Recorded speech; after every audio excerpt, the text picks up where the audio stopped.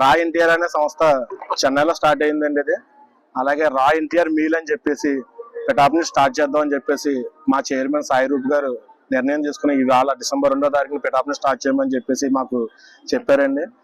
అదే ప్రకారంగా మేము స్టార్ట్ చేయడం జరిగిందండి. పిఠాపురం స్టార్ట్ చేసినప్పుడు మా Pithapuram town NTR fans president నల్ల గోవింద్ గారిని, అలాగే ఉమ్మడి జిల్లాల మీడియా ప్రతినిధి అయిన మా ఎన్ఏ కుమార్ గారిని ముఖ్య అతిథిగా ఆహ్వానించడం జరిగిందండి. దీని ముఖ్య ఉద్దేశం ఏంటంటే, లేని వాళ్ళకి ఆకలితో ఉన్న వాళ్ళకి దగ్గరికి మేము భోజనం తీసుకెళ్లి ఏర్పాటు చేయాలనుకున్నది మా నినాదం. అది మా అన్న ఎన్టీఆర్ ఒక కార్యక్రమంలో చెప్పారు. ఆయన దేన్ని వృధా చేయకండి, నా పేరు చెప్పి ఎవరో ఒకరికి మీరు భోజనం పెడితే అదే నాకు సంతృప్తి అని చెప్పారండి. ఆయన మాట ప్రకారం మేము పిఠాపురం స్టార్ట్ చేయడం జరిగిందండి. ఇది దీని ముఖ్య అతిథిగా మా నల్ల గోవిందన్న గారిని ఆహ్వానించడం జరిగిందండి. మేము ఆకలితో ఉన్న వాళ్ళు పెట్టడం తప్పండి, రాజకీయం కోణంగా అసలు ఏమీ కాదండి. ఇది మీ ఫ్యాన్స్ అందరం కలిపి మేము చేసుకోవడం, అలాగే నాతో పాటు నా సహోదరులు ఎన్టీఆర్ ఫ్యాన్స్ అందరూ ఇక్కడే ఉన్నారు, వాళ్ళందరూ కూడా చేసుకోవడం తప్పండి. మా సొంత డబ్బులతో మేము చేయడం తప్ప ఎవరికి ఇందులో రాజకీయం సంబంధం లేదండి. ఇది ఎవరి కాలతో వాళ్ళు వచ్చి స్వచ్ఛందంగా చేయొచ్చండి.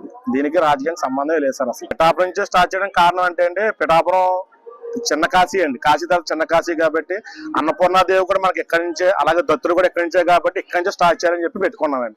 అంతేగాని ఇది వేరే విధంగా ఏం కాదు, రాజకీయ కోణంగా అసలు చూడద్దు. అన్నా క్యాంటీన్ దీనికి సంబంధం లేదండి అసలు దేనికి. అంటే అన్నా క్యాంటీన్ దగ్గర కూడా వెళ్ళలేని వాళ్ళ దగ్గరికి మీరు తీసుకెళ్ళండి. అంటే అన్నా క్యాంటీన్ పోటీగా అయితే కాదు. ఏజెంట్ అయితే ఇప్పుడు అన్నదానం వరకు పెట్టుకున్నాం. ఫ్యూచర్ లో ఇంకా మా ఫ్యాన్స్ అందరూ కలిపి ఇంకైనా సహాయం చేస్తే దాన్ని బట్టి ఇంకా ముందుకు వెళ్ళేది ఉంటుంది అన్న. ఫ్రెండ్స్ గట్ట ఏమి లేదండి, ఎవరు డబ్బులు వాళ్ళు పెట్టుకోవడం తప్ప ఫ్రెండ్స్ అన్నది ఏమీ లేవన్న. మేము మా ఫ్యాన్స్ మా డబ్బులు మేము పెట్టుకుని మేము చేస్తున్నాం అంతే, ఆయన మీద అభిమానంతో మేము ప్రిపేర్ చేసుకుని మేమే ప్యాకింగ్ చేసుకుని మేమే డిస్ట్రిబ్యూట్ చేస్తాం తప్ప ఎక్కడ బయట కొనేది అయితే ఏం లేదు. అలాగే ఎక్కడైనా హోటల్స్ లో కానీ లేదా ఏదైనా ఫంక్షన్స్ లో కానీ మిగిలిపోయిన ఫుడ్ ఏమైనా ఉంటే గనక మా నంబర్కి ఎవరు కాల్ చేసినా సరే మేము వచ్చి మేము ప్యాక్ చేసి పట్టుకెళ్తాం అన్నది. ఫుడ్ వేస్ట్ చేయకూడదు అన్నదే మా కాన్సెప్ట్ అన్న. మేము మరిన్ని వీడియోస్ కోసం ఛానల్ ని సబ్స్క్రైబ్ చేయండి. లేటెస్ట్ అప్డేట్స్ కోసం వాట్సాప్ ఛానల్ ని ఫాలో అవ్వండి. అండ్ లింక్ డిస్క్రిప్షన్ లో ఉంది.